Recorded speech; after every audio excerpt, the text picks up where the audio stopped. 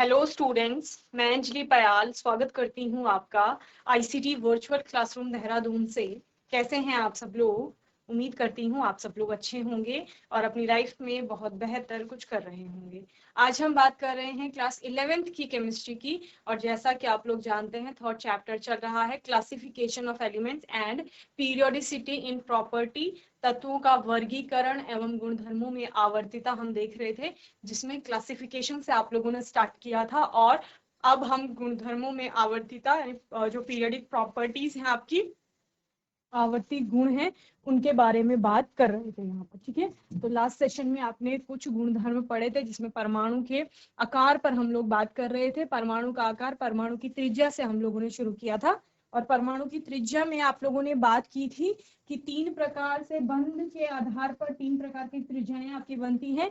Covalent radii, van der Waals radii and metallic radii. जहां पर covalent radii यानी सहसंयोजक त्रिज्या जो होती है, उसके बारे में हम लोगों ने बात की थी। सहसंयोजक त्रिज्या में आप लोगों ने बोला कोई भी जो दो एटम है, वो एक मॉलिक्यूल में जो दो एटम है, उन दो एटम के नाभिकों के बीच की दूरी का आधा किया जाएगा, तो वो क्या है? कोवेलेंट रेडियाई है, सहसंयोजक त्रिज्या है। जैसे यहाँ पर क्लोरीन का एक अणु लिया गया है, उस अणु में क्लोरीन के दो परमाणु हैं, उन दो परमाणुओं के बीच, नाभिक के बीच की जो दूरी आई है ये पूरी, इसका आधा कर लिया गया है, और इसी को क्या कहा जा रहा है? कोवेलेंट रेडियाई कहा जा रहा है। ठीक है, यानी सहसंयोजक त्रिज्या। वॉन डर वाल्स रेडियाई में आपने क्या बोला? अब एक मॉलिक्यूल की जगह हम दो मॉलिक्यूल ले लेंगे, और उन दो मॉलिक्यूल के जो एडजेसेंट एटम होंगे, निकटवर्ती परमाणु होंगे। ठीक है ना, दो अलग अलग मॉलिक्यूल लिए गए, एक ये मॉलिक्यूल है, एक ये मॉलिक्यूल। ठीक है, एक ये अणु है, एक ये अणु है, और इन दोनों अणुओं के जो निकटवर्ती परमाणु है, ये निकटवर्ती परमाणु हो गए, इन दोनों के नाभिकों के बीच की दूरी का आधा करेंगे, तो ये क्या है? वॉन डर वाल रेडियाई है। और ये सॉलिड स्टेट में हमने यहाँ पर बात की थी किसी भी जो आपका कंपाउंड है उसके लिए। थर्ड था आपका मेटालिक रेडिया, यानी धात्विक त्रिज्या जिसे कहा जा रहा था। धातु के परमाणुओं के जो नाभिक हैं, उनके बीच की दूरी का आधा करेंगे, तो वो क्या है? आपका मेटालिक रेडियाई है, यानी धात्विक त्रिज्या है।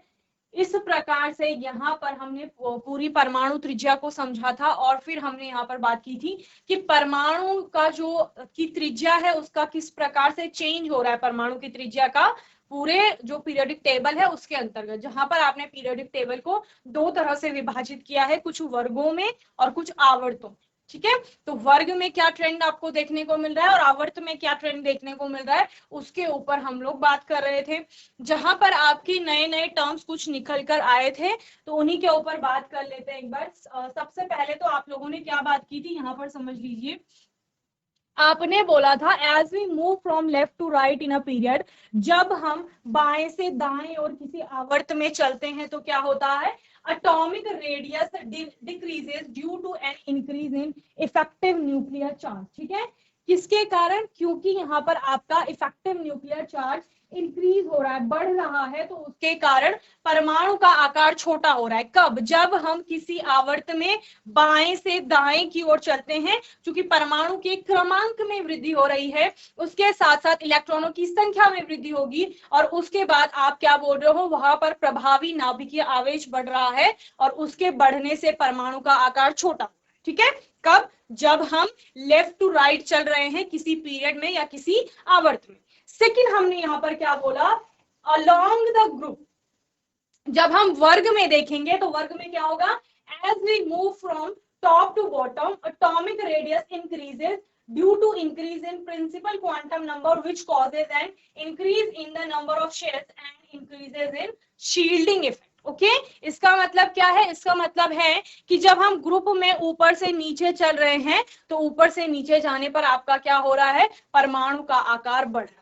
ओके, तो इतनी चीजें आप लोगों ने पढ़ ली थी। यहीं पर दो चीजें निकल कर आई हैं, एक प्रभावी नाभिकीय आवेश, आवेश जिसे कह रहे हैं आप, और दूसरा शील्डिंग इफेक्ट। ओके, चलिए जीआईसी उभाओ, माइक ले लो जल्दी से, माइक ले लो, हेलो, बैठ के ही आंसर करिए। Yes, good morning ma'am. Very good morning. क्या नाम है बेटा? मैम किरण। किरण। किरण, कौन सा चैप्टर चल रहा है? Ma'am chapter 3। 3 चल रहा है, ठीक है। उसमें क्या पढ़ा था लास्ट सेशन में? मैम कोवेलेंट रेडियाई, वेंडरवॉल और फिर मेटालिक रेडियाई। कोवेलेंट रेडियाई से क्या समझ आया आपको? मैम जो टू एडजेसेंट एटम्स होते हैं उनके बीच में सिंगल कोवेलेंट बॉन्ड बनता है और अ, उनके बिटवीन में सिंगल कोवेलेंट बॉन्ड बनता है और वेंडरवॉल में इंटरन्यूक्लियर एक्सिस में रिलेशनशिप नेबरिंग मॉलिक्यूल्स होते हैं और मेटेलिक क्रिस्टल होते हैं और उनका ठीक है। हाफ होता है सब में। हाँ, सभी में हाफ होता है।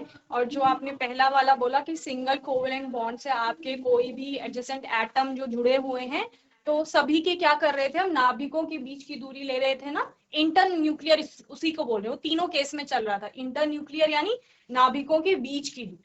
वेरी गुड किरण। तो इस प्रकार से आपने कोवेलेंट रेडियाई के बारे में बात किया, साथ ही वॉन्डर वॉल रेडियाई जो हमने पढ़ा और मेटालिक रेडियाई हमने पढ़ा था, ठीक है। जीआईसी क्यार्क, आवाज आ रही है आपको? हाथ उठाइए, आवाज आ रही है तो। Yes ma'am. यस, क्या नाम है बेटा?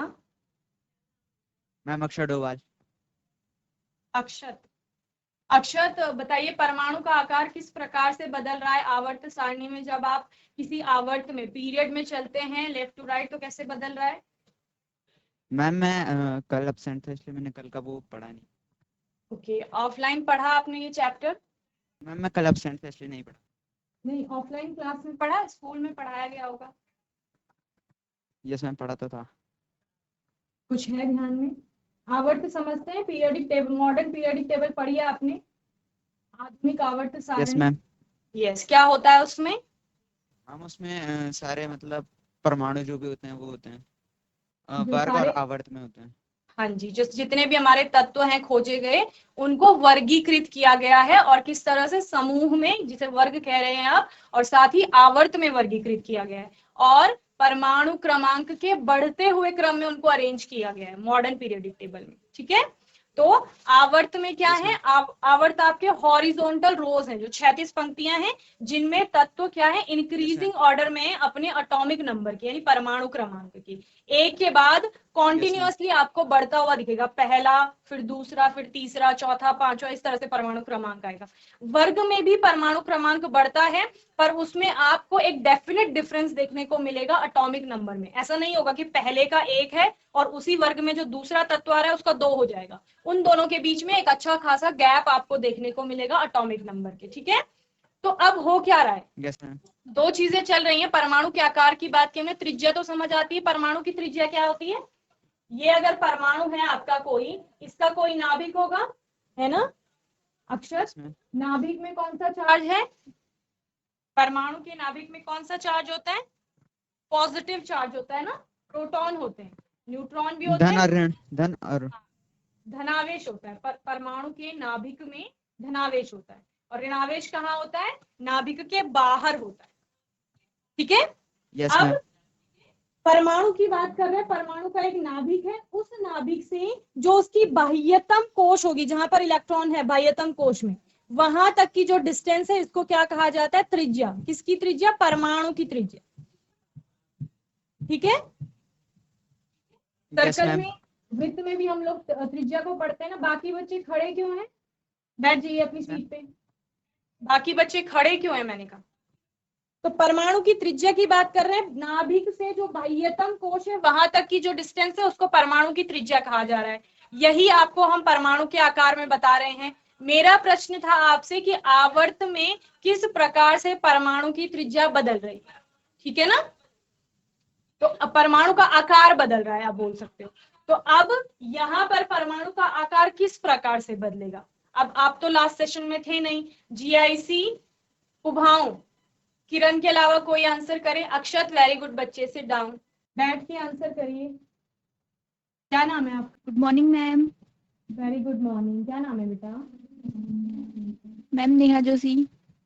नेहा। नेहा, परमाणु के आकार के बारे में हम लोगों ने पढ़ा था लास्ट सेशन में। मैम जब परमाणु लेफ्ट से राइट जाता है तो परमाणु का आकार छोटा होता है और जब ग्रुप में ऊपर से नीचे को आता है तो परमाणु का आकार बढ़ जाता है। Very good. जब हम क्या कर रहे हैं, हम जब आवर्त सारणी में आवर्त में हम बाईं से दाईं ओर चल रहे हैं, लेफ्ट टू राइट चल रहे हैं, तो परमाणु का आकार कैसा हो रहा है, छोटा हो रहा है। और जब हम वर्ग में ऊपर से नीचे चल रहे हैं तो परमाणु का आकार क्या हो रहा है, बड़ा हो रहा है। ठीक है, वेरी गुड नेहा। तो अब हम इसी को समझेंगे। अक्षत अभी समझ में आया, उन्होंने जो बोला लेफ्ट टू राइट चल रहे हैं तो आवर्त में चल रहे हैं, आवर्त में चलने पर परमाणु का आकार छोटा होता है, और जब हम वर्ग में ऊपर से नीचे चलेंगे तो परमाणु का आकार बढ़ेगा, जैसे कि हमने यहाँ पर देखा था। इस वाले पिक्चर में देखो, जब हम लेफ्ट टू राइट चलते हैं तो क्या हो रहा है, परमाणु का आकार छोटा होता दिख रहा है। देखिए साइजेस देखिए छोटे होते जा रहे हैं, लेकिन जब हम एक ही वर्ग में ऊपर से नीचे आ रहे हैं, हम हीलियम से lithium, sodium, potassium, rubidium, caesium ऐसे चल रहे हैं, तो आपके परमाणु का आकार बढ़ रहा है। और इसका कारण क्या है, इसका कारण है नंबर ऑफ शेल्स इंक्रीज हो रही है। यानी कि अगर आप हाइड्रोजन की बात कर लें तो हाइड्रोजन में आपका एक ही कोश है जिसमें एक इलेक्ट्रॉन है। ठीक है, जब आप लिथियम की बात करेंगे तो दो कोश आ जाएंगे, ये आपका नाभिक हो गया, ये पहली कोश, ये दूसरी कोश। ठीक है, जब आप सोडियम की बात करेंगे यहाँ पर तो सोडियम में आपका क्या हो जाएगा, 3 कोश आ जाएंगे। तो इस प्रकार से क्योंकि आपका क्या हो रहा है, परमाणु के अंदर परमाणु क्रमांक बढ़ रहा है, यानी प्रोटॉनों की संख्या बढ़ रही है, साथ साथ इलेक्ट्रॉनों की संख्या बढ़ रही है, तो इलेक्ट्रॉनों को रखने के लिए आपको और कोश चाहिए। चूंकि कोशों की संख्या बढ़ रही है तो आपका परमाणु का आकार बढ़ रहा है। कब, जब हम एक वर्ग में ऊपर से नीचे आ रहे हैं तब। ठीक है, पहली चीज। दूसरा, जैसे नेहा ने बोला कि हम आवर्त में अगर लेफ्ट टू राइट चलेंगे, जो मेरा प्रश्न था अक्षर से कि लेफ्ट टू राइट चलेंगे तब क्या होगा, तब आपका इलेक्ट्रॉनों की संख्या बढ़ रही है अभी भी। क्यों, क्योंकि परमाणु का क्रमांक बढ़ रहा है। आप कह रहे हैं ना, हाइड्रोजन का 1 है, उसी आवर्त में हीलियम भी है, हीलियम का 2 है। फिर आप दूसरे आवर्त में देखते हैं लिथियम का 3 है, बेरिलियम का 4, बोरोन 5, कार्बन 6। इस प्रकार से आपका परमाणु का क्रमांक बढ़ रहा है, यानी इलेक्ट्रॉनों की संख्या भी बढ़ रही है, लेकिन कोशों की संख्या अभी भी समान है। यानी एक आवर्त में जो आपके तत्व आ रहे हैं, जैसे आप लिथियम से नियॉन तक की बात करते हैं, तो वहां पर आपको नंबर ऑफ शेल्स समान दिखेंगी, यानी कोशों की संख्या समान होगी। बदलेगा क्या, कोशों के अंदर जो इलेक्ट्रॉन है उनकी संख्या बदलेगी। जब इलेक्ट्रॉनों की संख्या बदल रही है, यानी नाभिक में भी प्रोटॉनों की संख्या बदल रही है। समझ रहे हैं ना। अगर आप लिथियम का एग्जाम्पल लेते हैं, इस केस में लिथियम में आपने क्या बोला कि मैम नाभिक है, ये नाभिक है आपका, ये नाभिक है, इसके बाहर एक कोश है और 2 कोश है, ये लिथियम है आपका। ठीक है, लिथियम में आपकी पहली कोश में दो इलेक्ट्रॉन, दूसरी कोश में आपका 1 इलेक्ट्रॉन, 3 इलेक्ट्रॉन है लिथियम में। उसके बाद अगर आप आगे बढ़ते हैं, बेरिलियम में आपको 4 मिलेंगे, तो यहाँ पर 2 इलेक्ट्रॉन आ जाएंगे बाह्यतम कोश में, है ना। अगर आप बोरॉन पे चलेंगे तो यहाँ 3 आ जाएंगे, कार्बन पे चलेंगे तो 4 आ जाएंगे, नाइट्रोजन में 5 आ जाएंगे, ऑक्सीजन में 6 आ जाएंगे। ऑक्सीजन का केस ले लेते हैं, ये नाभिक है आपका, पहली कोश में 2 इलेक्ट्रॉन और दूसरी कोश में आपके 6 इलेक्ट्रॉन। ठीक है, अब देखिए इस केस में आप क्या पढ़ते हैं, ध्यान से सुनेंगे, आपने 9th और 10th क्लास में भी ये पढ़ा है कि परमाणु में जब आप उदासीन परमाणु की बात करते हैं, जब उस पर किसी भी प्रकार का चार्ज नहीं है, उस केस में जितने नंबर ऑफ इलेक्ट्रॉन्स वहां पर प्रेजेंट है उतने ही नंबर ऑफ प्रोटॉन्स, यानी प्रोटॉनों और इलेक्ट्रॉनों की संख्या बराबर होती है। जब आप यहाँ पर लिथियम में 3 इलेक्ट्रॉनों की बात कर रहे हैं, तो नाभिक में भी आपके क्या होंगे, यहाँ पर 3 प्रोटॉन होंगे, यानी 3 पॉजिटिव चार्ज होंगे। क्लियर, इलेक्ट्रॉन भी 3 है और प्रोटॉन भी 3 है। इस केस में जब आप कह रहे हो कोशों में आपके टोटल कितने इलेक्ट्रॉन है, यहाँ पर 2 और 6 कितने हो गए आपके, 8 इलेक्ट्रॉन हो गए। तो जब 8 इलेक्ट्रॉन है तो 8 ही आपके क्या होंगे, यहाँ पर प्रोटॉन भी। ठीक है, यानी कि क्या हुआ, जब आप आवर्त में लिथियम से ऑक्सीजन की तरफ चलते हैं तो आपके इलेक्ट्रॉनों की संख्या में वृद्धि हो रही है, साथ साथ प्रोटॉनों की संख्या में वृद्धि हो रही है, क्योंकि नाभिक में पॉजिटिव चार्ज बढ़ रहा है और कोशों की संख्या अभी भी 2 ही है। देखो 2 कोश यहाँ बनी थी और 2 ही कोश यहाँ बन रही। तो अब नाभिक का प्रभाव किस पर, इस बाह्यतम कोश के इलेक्ट्रॉन पर। नाभिक का प्रभाव इस बाह्यतम कोश के इलेक्ट्रॉन पर आप देखेंगे तो जितना वो प्रभाव है उसी को आप प्रभावी नाभिकीय आवेश कह रहे हैं। नाभिक का प्रभाव उस बाह्यतम कोश के इलेक्ट्रॉन पर। यहां पर क्या हो रहा है, इलेक्ट्रॉनों की संख्या बढ़ रही है, नाभिक में धनावेश बढ़ रहा है, तो प्रभावी नाभिकीय आवेश भी बढ़ रहा है। अब नाभिक का प्रभाव बढ़ेगा तो ये क्या करेगा, इनको खींचेगा अपनी ओर। क्यों? क्योंकि इलेक्ट्रॉन नेगेटिवली चार्ज है, प्रोटॉन आपका पॉजिटिवली चार्ज है, वहां पर वो उनको खींचेगा और खींचने से क्या होगा, परमाणु का आकार छोटा हो जाएगा। इसीलिए नेहा ने क्या बोला कि आवर्त में लेफ्ट टू राइट चल रहे हैं, कोशों की संख्या समान है लेकिन इलेक्ट्रॉनों की संख्या बढ़ रही है, प्रोटॉनों की संख्या बढ़ रही है, यानी नाभिक का जो प्रभाव है बाह्यतम कोश पे वो बढ़ रहा है। प्रभावी नाभिकीय आवेश जिसको आप Z इफेक्टिव करके दिखा रहे हो, वो बढ़ रहा है चूंकि, इसीलिए परमाणु का आकार क्या हो रहा है, छोटा हो रहा है। और आप आवर्त में देखें, देखो इस लास्ट आवर को देखें, यहां से यहां चलने पर सीजियम से रेडॉन तक आपका परमाणु का आकार धीरे धीरे छोटा हो रहा है। लेकिन अगर आप कोशों की संख्या गिनेंगे तो वो इन सभी एक आवर्त में आने वाले सभी तत्वों में कोशों की संख्या समान होगी। तो किस निष्कर्ष पर निकले कि वर्ग में हम ऊपर से नीचे की ओर चलते हैं तो परमाणु का आकार बढ़ता है, और आवर्त में अगर आप बाएं से दाएं ओर चलते हैं तो परमाणु का आकार छोटा होता है। क्लियर है? समझ आ गया सभी को? बोलो, हैंड रेस करिए समझ आ गया तो। ठीक है, वेरी गुड। चलिए, जीआईसी क्लार्क जो लास्ट आपका हाईलाइटेड किया गया है, हाईलाइट कर रखा है, उसको नोट कर लेंगे। हिंदी में पढ़ते हैं या इंग्लिश में? हिंदी में पढ़ते हैं तो हैंड रेस करिए। क्लार्क, अक्षर माइक ले लो। हिंदी में पढ़ते हो या इंग्लिश में? मैम हिंदी में। ठीक है, very good, sit down. Hindi में पढ़ते हैं तो आप लिखेंगे वर्ग में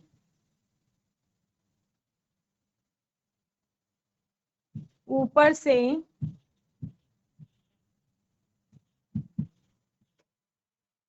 नीचे चलने पर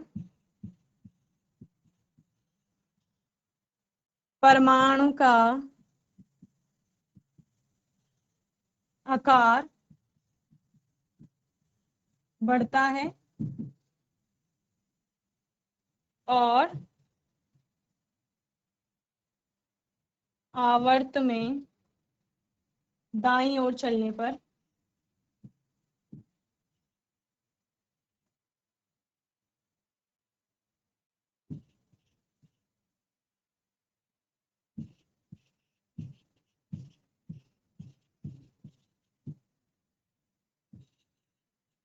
परमाणु का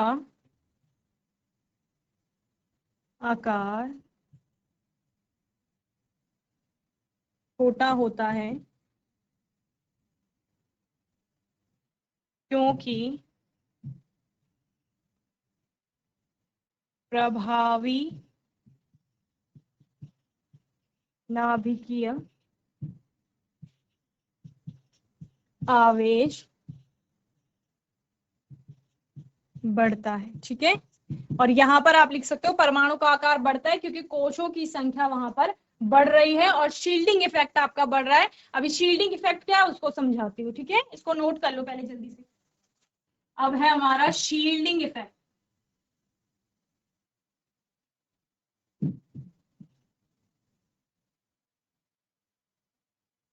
जिसको परिरक्षण प्रभाव आप कहते हैं हिंदी में। ठीक है, अब शील्डिंग इफेक्ट क्या है? जो मैंने आपको प्रभावी नाभिकीय आवेश बताया ना, तो यानी नाभिक का प्रभाव। देखो, एक ये है आपका परमाणु,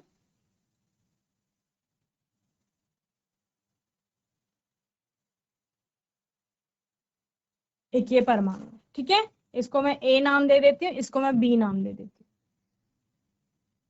हो क्या रहा है, देखो प्रभावी नाभिकीय आवेश मैंने आपको आवर्त के केस में समझाया कि आवर्त में के केस में क्या हो रहा है, नाभिक में आपका प्रोटॉनों की संख्या बढ़ रही है। जब आप दाईं ओर चल रहे हैं तो नाभिक का प्रभाव जो है वो बाह्यतम कोश पे बढ़ रहा है, जिससे आकार छोटा हो रहा है। लेकिन वहां पर क्या थी, वहां पर कोशों की संख्या समान थी। आपने बोला लिथियम में भी आपकी 2 ही कोश है और ऑक्सीजन में भी 2 ही कोश है। इन दोनों के केस में क्या हो रहा है, कोशों की संख्या में वृद्धि हो रही है। अगर आप बी को ले ले तो इसमें 2 ही कोश हैं आपकी, पहली कोश ये वाली है, दूसरी ये नाभिक है अंदर, पहला दूसरा। इसकी बात करें तो इसमें 1 2 3 4 आपकी 4 कोश आ गई है, 4 शेल्स आ गई है इलेक्ट्रॉन के लिए। ठीक है, अब क्या होगा, हमने बोला जो ZEEF जिसको आप दिखा रहे हो, Z इफेक्टिव या प्रभावी नाभिकीय आवेश जिसे कह रहे हो, वो इस नाभिक का उस बाह्यतम कोश के इलेक्ट्रॉन पर प्रभाव है। ठीक है, इस नाभिक का इस बाह्यतम कोश के इलेक्ट्रॉन पर प्रभाव है। अब हो क्या रहा है, अगर दोनों को आप कंपेयर करें, दोनों की अगर आप तुलना करते हैं, तो तुलना करने पर आपको क्या दिखाई देता है यहाँ पर कि बीच में यहाँ पर एक ही शेल आपकी आ रही थी, नाभिक और इस बाह्यतम कोश के इलेक्ट्रॉन के बीच में एक कोश आ रही थी, सिर्फ ये वाली, लेकिन यहाँ पर 3 कोश आ रही हैं। तो ये 3 कोश क्या करेंगी, बैरियर का काम करेंगी, एक तरह से आवरण जिसको आप बोलते हैं ना, उसका काम करेंगी और इफेक्टिव न्यूक्लियर चार्ज को कम करने का प्रयास करेंगी। क्योंकि इफेक्टिव न्यूक्लियर चार्ज कम होगा, इसकी वजह से ही क्या हो रहा है, आपका परमाणु का आकार बढ़ रहा था जब आप क्या कह रहे हो, वर्ग में ऊपर से नीचे चल रहे हैं, तो नंबर ऑफ शेल्स तो आपकी इंक्रीज कर ही रही है, कोशों की संख्या तो बढ़ ही रही है, उसके साथ साथ क्या हो रहा है, शील्डिंग इफेक्ट आपका इंक्रीज कर जा रहा है। शील्डिंग इफेक्ट क्या है, यही है कि जहां पर कोशों की संख्या बढ़ रही है, तो यानी जो आंतरिक कोशें हैं, आंतरिक कोशें यानी बाह्यतम कोश के अंदर वाली कोश है, वो आवरण का काम करेंगी, शील्ड का काम करेंगी, शील्ड बोलते हैं ना हम लोग, तो उसका काम करेंगी, परिरक्षण का काम करेंगी, यानी प्रभावी नाभिक के प्रभाव को कम करेंगे बाह्यतम कोश से। इसी को आपका शील्डिंग इफेक्ट भी कहा जाता है। और इसी के कारण क्या हो रहा है, शील्डिंग इफेक्ट, क्योंकि वहां पर बढ़ रहा है आपका, या आप क्या बोलेंगे कि एक तरह से या जो बाह्यतम कोश का इलेक्ट्रॉन है उस पर नाभिक का प्रभाव कम होता जा रहा है, इसीलिए वर्ग में जब आप ऊपर से नीचे चल रहे हो तो परमाणु का आकार बढ़ रहा है। ठीक है, यही बोला आपने, as we move from top to bottom along the group atomic radius increases। atomic radius क्या हो रही है, परमाणु की त्रिज्या बढ़ रही है due to increase in principal quantum number. एक तो आपकी मुख्य क्वांटम संख्या बढ़ रही है, यानी कोशों की संख्या बढ़ रही है, विच causes an increase in the number of shells and increases in shielding effect. Shielding effect आपका बढ़ रहा है, शील्डिंग इफेक्ट बढ़ रहा है ना, आवरण आपका, यानी कि जो शील्ड आप जिसको बोल रहे हो, नंबर ऑफ शेल्स आ रही है, यानी आंतरिक कोशें आ रही हैं, उनकी संख्या बढ़ रही है, उनकी संख्या बढ़ने से नाभिक का प्रभाव कम हो रहा है, जैसे आपने इस केस में बोला, यहाँ पर नाभिक का प्रभाव कम हो रहा है और इसकी वजह से परमाणु का आकार बढ़ रहा है। क्लियर है, तो यही आपका क्या है, शील्डिंग इफेक्ट है। चलिए इसको बना लेंगे, फिर हम आगे लिखेंगे। शील्डिंग इफेक्ट में आप लिखोगे तत्वों में कोर इलेक्ट्रॉन के या क्रोडीय इलेक्ट्रॉनों के आ जाने से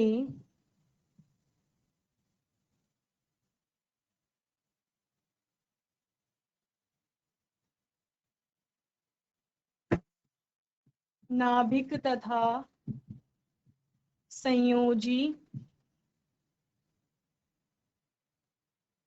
इलेक्ट्रॉन के बीच ये लिखेंगे कि तत्वों में क्रोडीय इलेक्ट्रॉन के नाभिक तथा संयोजी इलेक्ट्रॉन के बीच आ जाने से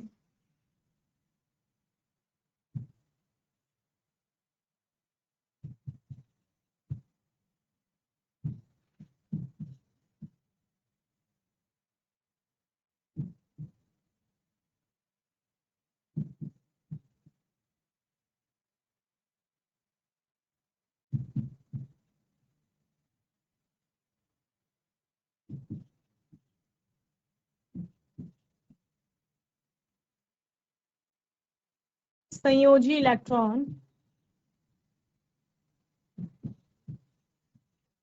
परिरक्षित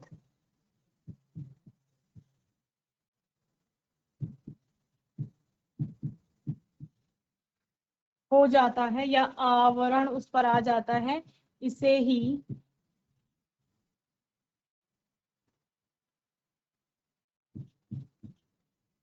परिरक्षण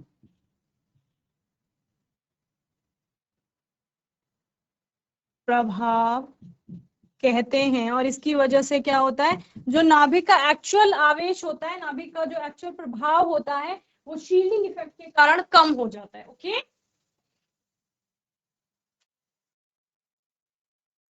परिरक्षण प्रभाव या आवरण प्रभाव जिसे आप कह रहे हो,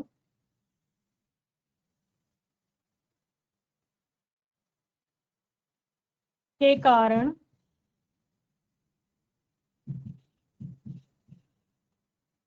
संयोजी इलेक्ट्रॉन द्वारा अनुभव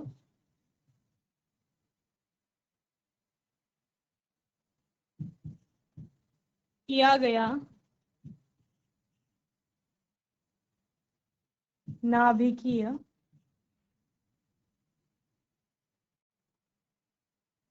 आवेश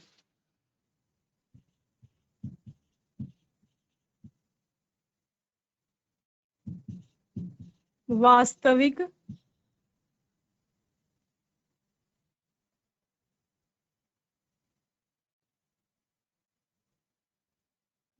नाभिकीय आवेश से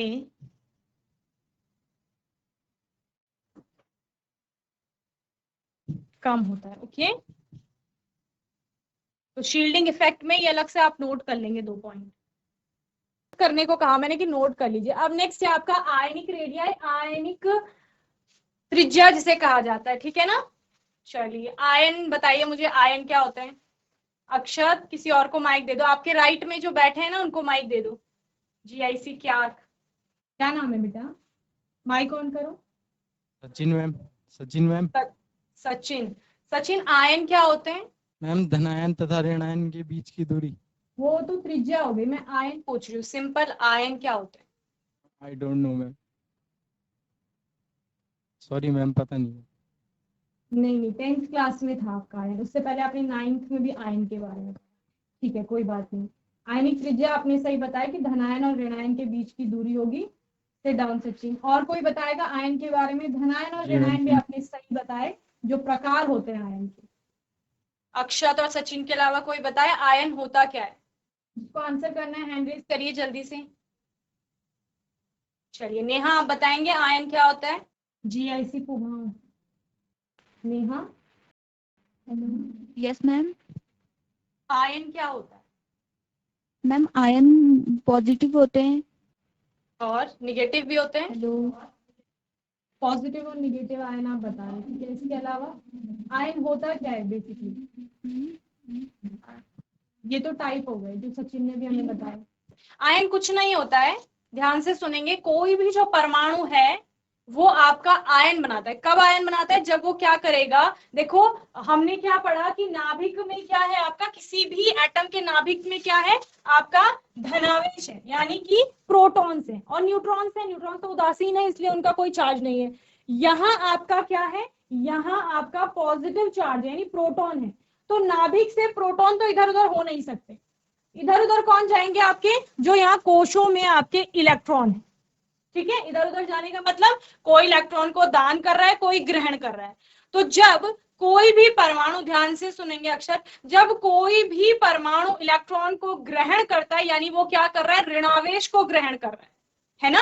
इलेक्ट्रॉन को ग्रहण करने का मतलब आपका ऋणावेश को ग्रहण करना। उससे पहले हम किसकी बात कर रहे हैं, परमाणु की बात कर रहे हैं। वो परमाणु उदासीन है, क्यों, क्योंकि उसमें धनावेश और ऋणावेश की मात्रा समान है। ऐसा आप परमाणु के बारे में पढ़ते आ रहे हैं। एटॉमिक मॉडल्स भी आपने अलग अलग पढ़े थे, जहां पर आपने बोला परमाणु पूर्ण रूप से उदासीन है, क्यों, क्योंकि उसमें धनावेश और ऋणावेश की मात्रा समान है। अब क्या हो रहा है, ये परमाणु कहीं से इलेक्ट्रॉन को ग्रहण कर रहा है, यानी कि ऋणावेश को ग्रहण कर रहा है। तो इसके ऋणावेश में वृद्धि हो रही है, यानी जो उसके ऋणात्मक कण हैं उनमें, या अपरमाणुविक कण है उनमें वृद्धि हो रही है। तो परमाणु आपका उदासीन ना होकर के कैसा हो जाएगा, ऋणावेशित हो जाएगा। तो वो क्या बनाएगा, ऋणायन बनाएगा। दूसरा केस क्या होगा कि आपका परमाणु इलेक्ट्रॉन का दान कर रहा है, ठीक है। इलेक्ट्रॉन को ही ग्रहण करेगा, इलेक्ट्रॉन का ही दान करेगा।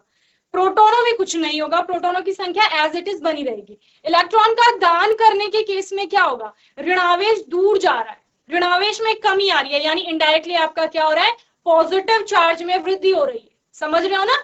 सपोज यहाँ पर प्रोटोनों की संख्या आपकी 11 है, ठीक है।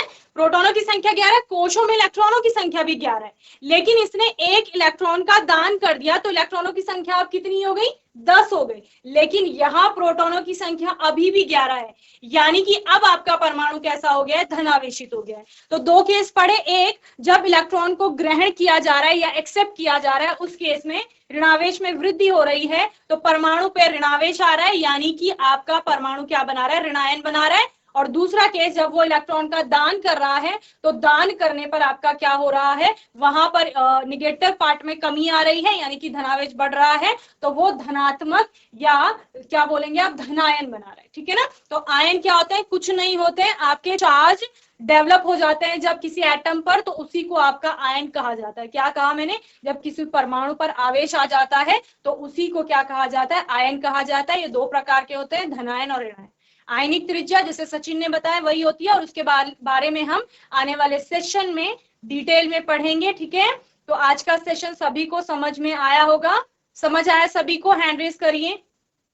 परमाणु के आकार को बहुत अच्छे से समझा, शील्डिंग इफेक्ट को बहुत अच्छे से समझा, आयन के बारे में हम लोगों ने बात की, और आज के सेशन में जीआईसी क्याक से अक्षत ने, सचिन ने, जीआईसी पुभाव में से नेहा ने और किरण ने बहुत अच्छे से आंसर किया। सभी बच्चों को ऐसे ही पढ़ाई करनी है और यहां तक चैप्टर को अच्छे से रिवाइज कर लेंगे। बाकी आपका कोई डाउट होगा, क्वेश्चन होगा तो आने वाले सेशन में आप लोग पूछ लेंगे। और तब तक के लिए आईसीटी वर्चुअल क्लासरूम से जुड़ने के लिए धन्यवाद।